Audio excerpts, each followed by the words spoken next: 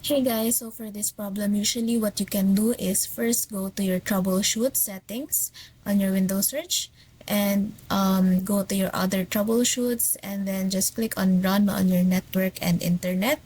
Now usually the problem here is a network adapter, but first we can do this solution. First go to your Windows search and type services. Now, once you're in this window, just go ahead and find DHCP client. Make sure it is in automatic and it is running. If it's not, click start or go to your properties and make sure its startup type is automatic. Then click start. Next, go to your WLAN.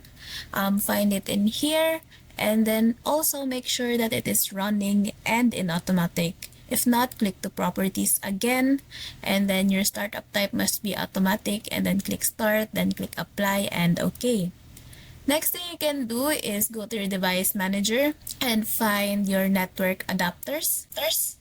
Click on your arrow key and find your MediaTek Wi-Fi LAN. What you need to do is to update this driver and follow these steps. So we are going to choose our old driver and see if it's more compatible to our laptop. Just choose the one with an older date and then just click on next. Wait for it to update and then see if it works. Now if it doesn't work, just right click your MediaTek Wi-Fi LAN again and go to properties.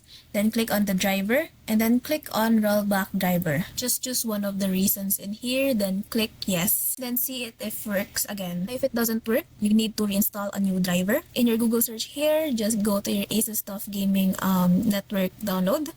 And then you'll see here you have different adapters. You need to select the OS that fits for you and then just download this driver and then your network driver. And then after that, go to your Windows search and then type check for updates and just update your PC and then restart it again and see if it works.